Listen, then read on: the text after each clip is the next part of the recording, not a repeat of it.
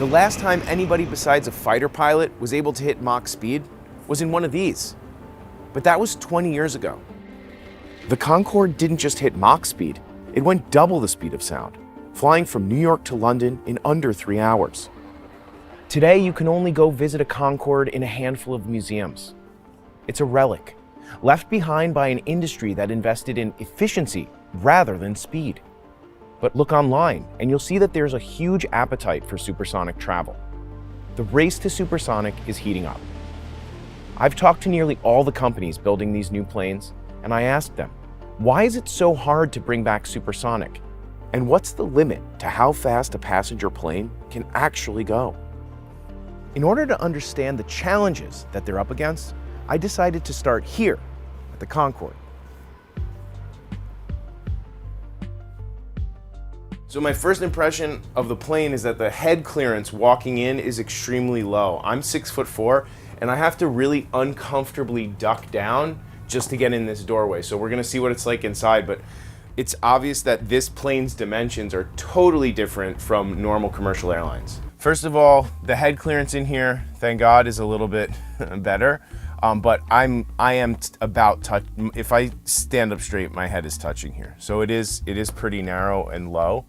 Here's my hand against the window. Look at how small it is. When this plane was flying at such a high altitude, if there was a failure of one of the windows, these small windows were meant to slow that cabin depressurization. So it was a safety measure. And actually, on some of the newer planes that we're talking about, they don't even have windows. Attention Concorde passengers, on today's menu, duck l'orange, caviar, and champagne. Lots of champagne. Always wanted to hold one of these. Anyway, one of the things about the Concorde, it wasn't just about speed, it was about luxury. Every seat on this plane was considered first class, and the service was first class. There was a culture created on this plane of frequent flyers. A lot of the time celebrities were getting invited to the front, to the cockpit, and the pilots that we talked to have some really fond memories of meeting those people, interacting with them, and almost creating friendships with them. The rock stars of that era, you know, the Rolling Stones, the Beatles, they would use it quite a lot, and they'd certainly be there, and I certainly remember them. And I had a menu where I was collecting my favorite rock stars' signatures. I sent it back to, I won't mention the name, sent it back to somebody for that person to sign, and they thought it was a gift for them as it was their birthday, and they walked off with it, which was a bit of a blow, to put it mildly. This is the forwardmost cabin before we get to the front of the plane and the cockpit, and I'm comfortably standing up now, finally. So that might be explained by the fact that, as you can see, the body of the plane gets sort of narrower towards the back. So we're in the front of the plane, we're towards the cockpit. The view is extremely narrow. If this was a car, I would not feel comfortable driving this on the road because the visibility down to the ground is extremely poor, hence the droop snout design. So the Concorde's droop snoot was a feature that allowed pilots to see the runway during takeoff and landing, but then snap back into place when it was hitting supersonic speeds over the Atlantic Ocean. The beginning of the end for Concorde came in 2000. After about 30 years of service, tragedy struck. So we're underneath the plane now, and you can see the landing gear on each side. And one of the things that's understood about when the plane actually did crash is that there was one of the tires hit something on the runway, and it kicked up the piece of debris into the jet fuel tanks, which are right here. And that's what caused the fire that caused the eventual crash. Concorde did start flying again not long after, but its fate seemed sealed. And the last flight was a few years later on the 26th of November, 2003.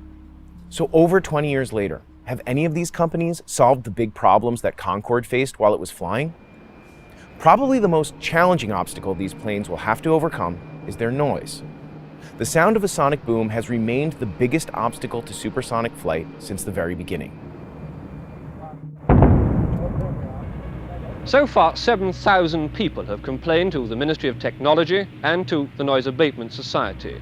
Only one man seems to have come out in direct praise of the boom, and that's a 74-year-old old-age pensioner who claims that the boom has cured him of his deafness.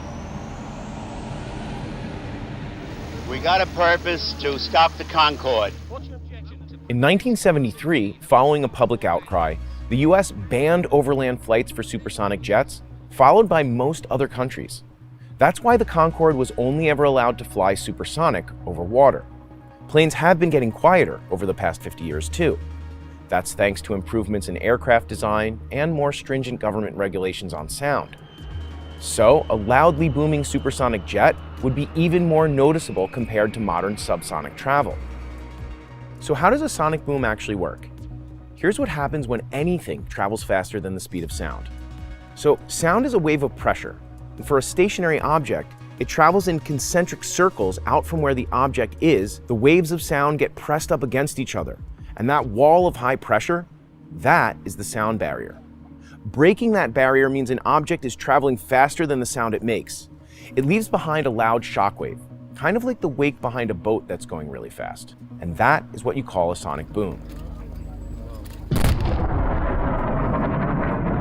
If a plane booms too close to the ground, it can actually shatter glass.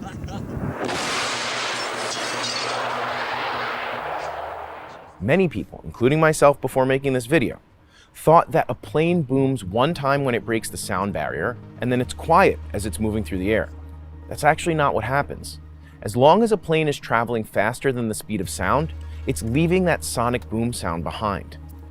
For every 1,000 feet of altitude, the boom carpet left behind the plane is about a mile wide.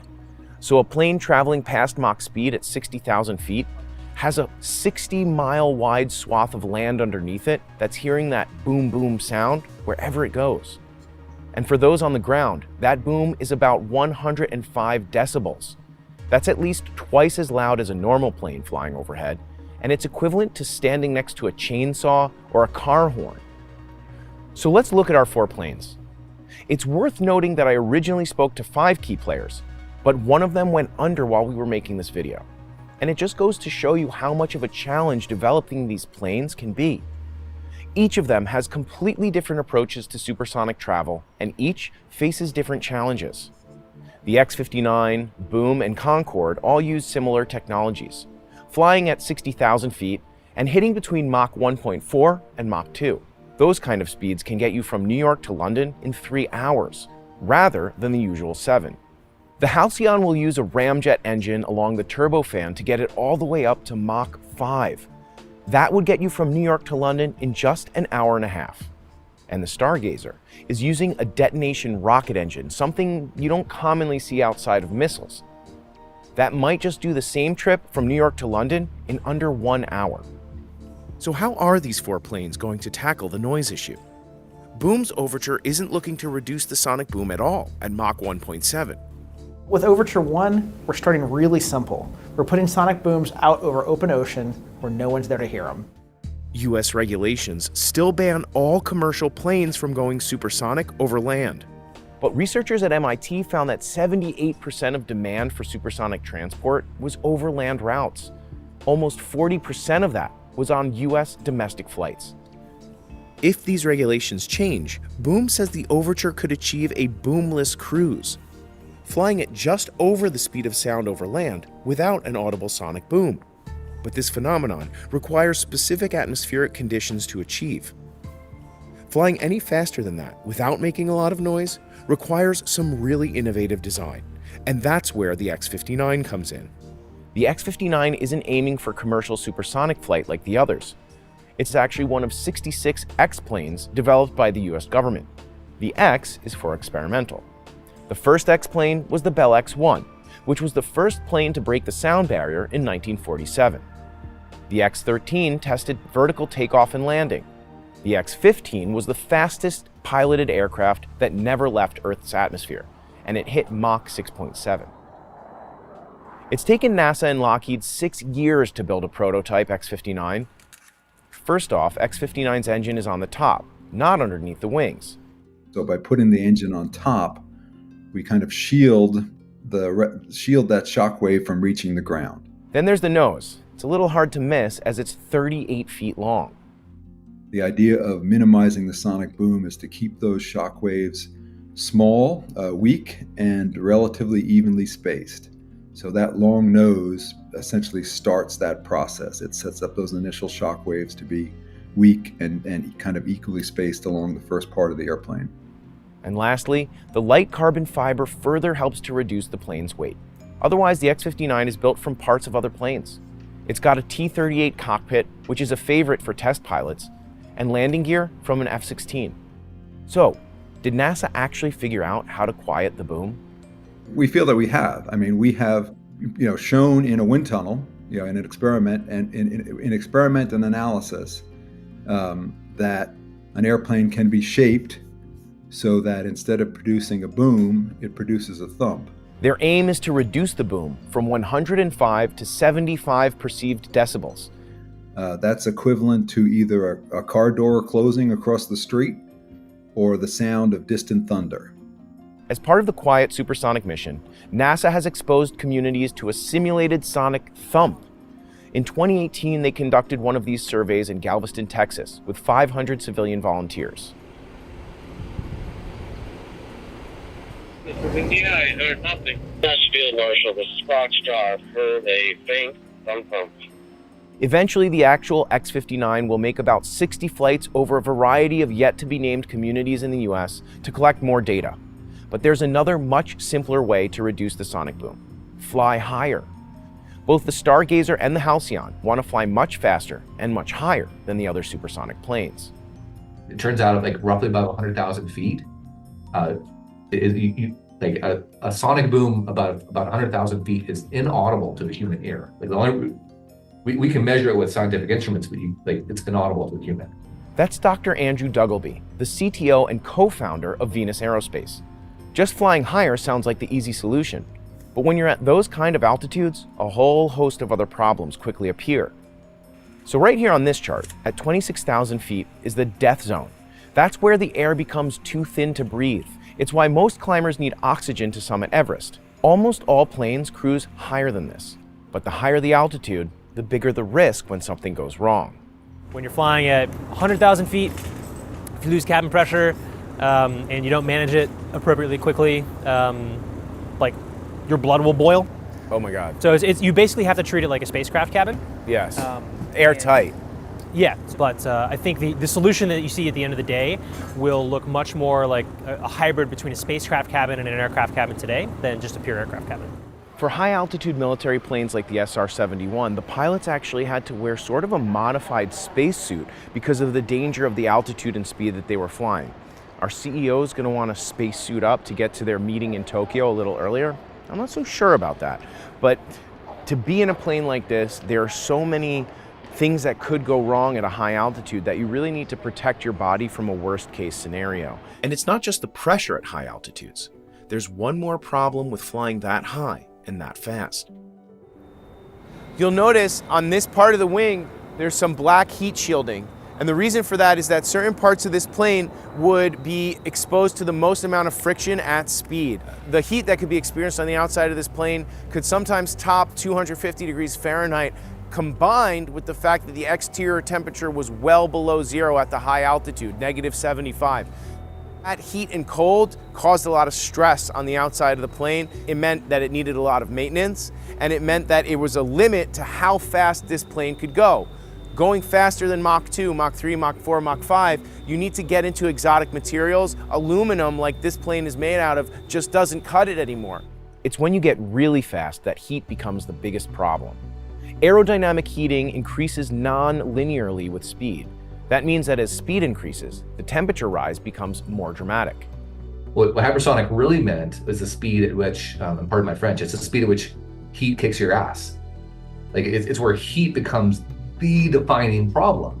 If you're trying to go make a missile, sure, maybe you want to go hypersonic because you have other reasons to go really, really fast to avoid defenses, right? There might be military reasons to go crazy, blazing, fast, hot.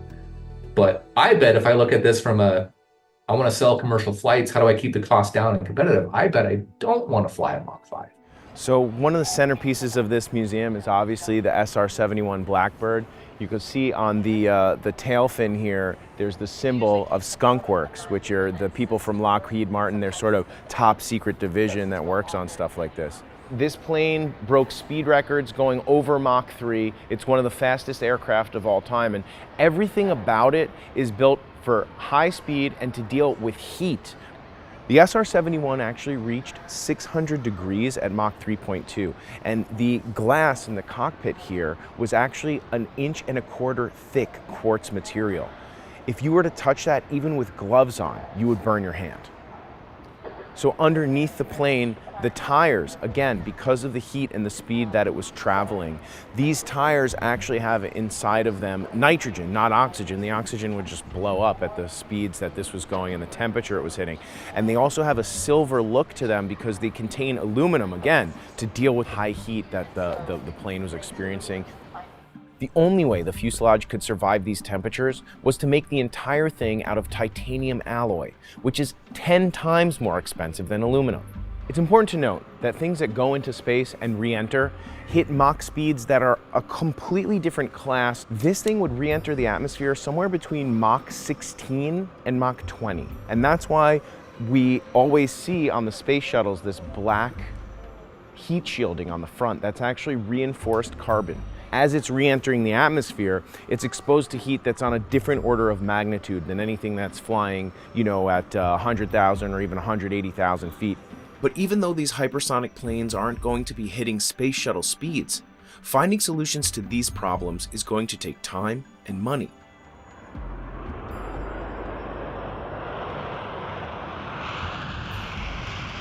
The Overture has been in development for 10 years at this point, and Boom's test plane just broke the sound barrier in late January 2025. There we are. XB-1 is supersonic, faster than the speed of sound. The X-59 is expected to take its first flight in 2025 and has already cost $632 million. That sounds like a lot, but building a plane is never cheap.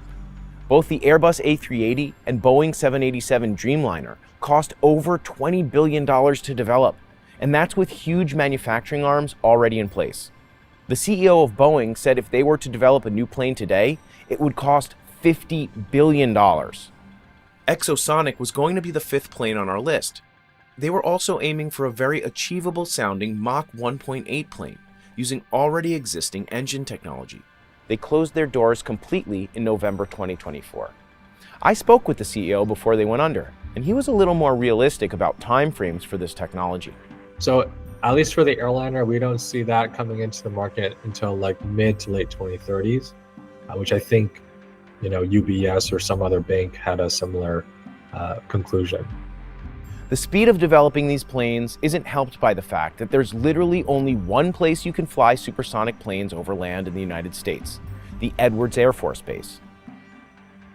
We can take off and immediately climb up to 30,000 feet where we're now cleared to go supersonic, and that doesn't exist basically anywhere else in the country, and certainly probably not even around the world. Edwards Air Force Base was established around 2 dry lake beds. It's roughly 35-ish square miles of naturally dry, compacted surface that's hard enough to land airplanes on. So there are other areas, especially over the water, where you can be doing supersonic flight tests, but that's not exactly a place you want to be if something goes wrong during the flight test. I don't want to be over the water, and I certainly don't want to be far away from a landable surface. But the area is not completely uninhabited. We asked a few people in nearby towns what a sonic boom sounds like. I've heard it described as the sound of freedom. Well, sometimes you get the rumbling, the building will shake. And other times it's just a loud, like M80 or something going off, a big explosion. So when people come here and not from the area, they hear the noise and the first thing they want to do is run out the store because they think it's an earthquake. So to me, it's funny, and I just look at the reaction and then let them know it's a sonic boom. So, NASA, Lockheed Martin, Boom, Hermeus, and other organizations building supersonic prototypes will at some point be testing in this one strip of land in California. And it's not just the test flights. Finding the space to test engines is even more of a challenge. But that's changing. And we went to Jacksonville, Florida to check out why. This is Cecil Airport. It's outside Jacksonville. We're here for a press event. So basically, Hermeus is opening up a new facility here that's called HEAT, and it's going to be for testing engines. And they've got their quarter horse prototype plane inside the hangar here, so we're going to get to check that out, which is pretty cool. Let's go take a look at this plane. Wow, this looks crazy. Look at this. So in order to test the engines associated with hypersonic flight, there's only a couple places in the country that you can do it at the scale that we need, at the scale of the F-100. And that primarily, the kind of like go-to one is Arnold Engineering Development Complex. And that facility is bottlenecked in the entire country because everyone wants to get in there. And so what we want to do is not only bring in something that will help us accelerate our roadmap that isn't bottlenecked where everyone is trying to get there, but also increase the capability of the country. So this is the tunnel. This is the inside of the tunnel where they're going to be testing things like the quarter horse and other engines. And it's hard to tell, but it's super, super quiet. Hermeus, an Atlanta-based firm, is arguably the furthest along in testing their hypersonic prototypes. They're planning to modify the Pratt & Whitney F-100. That's the same engine that's inside an F-16. So what they're doing is cocooning that engine inside of proprietary technology to take what was an engine that could go Mach 2 and giving it the capability to go Mach 4, 5, and above. You spend a lot of time in Washington. I do. And that means you're probably talking to people from the Department of Defense. Yes. The systems you see the department investing in right now are one-way systems, right? You send them, they launch, and then they don't return. And so every time AKA missiles. Missiles, $20 million a shot or more. And so the cost is really challenging to scale. When you have a vehicle that returns, the cost per effect of those munitions significantly decreases. It would also have the impact of unlocking a lot of private capital. Hypersonic weapons are at the center of an arms race among the world's superpowers. That's because a hypersonic missile remains within the Earth's atmosphere, unlike an ICBM, which goes up in a sort of parabola and then comes back down. In theory, it makes hypersonic missiles harder to detect. The US has spent over $10 billion on hypersonic weapons so far, about 3% of the overall R&D budget for defense, and it seems to be with good reason. China may have already tested a hypersonic nuclear weapon, and they've built wind tunnels that can test speeds up to Mach 30. According to articles we've read, Chinese scientists have patented an engine that can go up to Mach 16, and one Chinese company called Space Transportation is building what they call a rocket with wings. Take a look at this wild CGI video. Do you think that the United States is behind on hypersonic? I think it's an incredibly difficult competition. We have a different approach in general to how China and Russia have taken it. I mean, the flight tests kind of speak for themselves. The pace of flight testing that China, the CCP, have been able to demonstrate over the past decade exceeds ours by an order of magnitude. And I think that speaks for itself. So I guess the last question is, when will you feel like hypersonic passenger planes are a real thing? Ask me again once we've flown a hypersonic aircraft. That's step one that we gotta prove out. So we know it's going to take a long time before supersonic or even hypersonic passenger planes are going to be in the air. And development is going to take a lot of investment. Another problem that Concorde just didn't have. The development of the Concorde was completely subsidized by the governments of France and the United Kingdom.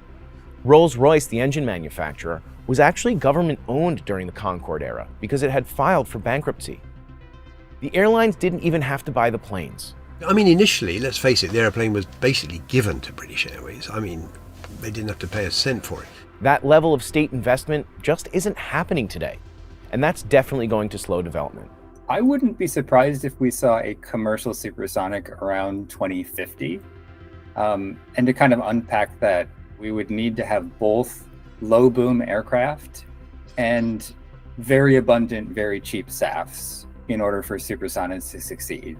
And 2050 is about the time frame that I think it could happen. That's Dan Rutherford. He's an environmental engineer that's been researching aviation emissions and policy for about 15 years. SAF stands for Sustainable Aviation Fuel. It's still an emerging technology, but it's one that's going to play a crucial role when it comes to these planes because of just how much fuel they need. Let's compare fuel use against standard subsonic airline travel. Commercial planes vary, but take the two most common planes flying today, the Boeing 737 and the Airbus A320. Now this of course varies on route, weight, and lots of other factors, but as a fairly high estimate, they both use around 3 tons of fuel per hour. Now compare that to the Concorde, which used a massive 22.6 tons per hour and for a lot fewer passengers. Even if you were to calculate it per distance, Concorde gets 13.48 miles per gallon to a 777's 80. Now, it's obvious that jet fuel is different from petrol. It's actually closer to diesel. But for a simple comparison, a full flight on Concorde is the emissions equivalent of every passenger on board driving from London to New York in a Ferrari 812 Competizione. And not only is it burning more fuel, but even the same amount of fuel use could be worse for the environment at higher altitudes too. Because supersonics would fly very, very high in the sky, there's a concern that emissions from their engines will have a disproportionate impact, especially on the climate. And just kind of ballpark figure, if a plane is operating at, say, 33,000 feet, emissions from its engine stays in the atmosphere for like 2 or 3 days. But if you take it and you make it supersonic and you fly at 55,000 feet, what we call the residence time, or the amount of time the pollution stays in the atmosphere, is more like 2 or 3 years. And that's very concerning, both from climate change and then for ozone depletion. How are these newer planes going to solve this efficiency problem? Well, the truth is they really aren't. The main problem is the faster you go, the less efficient travel becomes. In fact, Saudi Arabia wants to invest in supersonics precisely because of this. They highlighted the future of supersonic flight as a key focus in their oil sustainability program. Here's a graph showing the drop-off in efficiency at greater speeds. The higher up on the graph, the more efficient the plane. Boom is probably the closest of these projects to reality, and they claim that the Overture is 30% more fuel efficient than Concorde, maybe moving them up here. The Halcyon will be using a ramjet and end up somewhere around here on the graph, just beyond the SR-71. The Stargazer uses a similar engine, but also adds their brand new rotating detonation rocket engine for higher speeds. Rockets are way more inefficient, and if you look at the bottom of the chart, that's where you're going to see the rocket propulsion. Not a lot of planes use rocket propulsion for that reason. Compared to the Concorde's 22 tons of fuel per hour, this thing burned 20 tons of fuel per second. Now, it's not an exact comparison, obviously, because the planes that we're talking about are not launching directly up to get out of Earth's gravity well, but it just gives you an idea of how much fuel it takes to move weight, up into the atmosphere. I mean, you could kind of see the design is different, right? They're more compact. It's just about throwing as much power through it as you can. Venus is targeting a specific impulse of 1,250 seconds, which the company claims will put its hybrid rocket ramjet engine in line with standard ramjet performance. But that's still 80% less efficient than a 747, and rather than 400 passengers, it carries only 12. Engine efficiency may not be the sexiest topic, but all of these planes will undoubtedly be worse for the environment than subsonic travel we have now. It's not just the environmental impacts either. This fuel costs a lot of money, and it might just be the make or break reason that flying supersonic just isn't profitable for these companies. It's a lovely goal. Everyone wants to go higher, faster, farther. We don't like to use that phrase too much, but but at some point there are limits. And in the case of airplanes, the limit for speed is Mach 1, a little bit below it, practically speaking, to be commercially viable. Beyond that, no. Here's a graph of jet fuel prices over the last 50 years. This flat period of low prices was Concorde's era. Since then, fuel prices have shot up. So while a trip on the Concorde in 1999 costs about $154 per passenger in fuel, that flight today would cost over $700.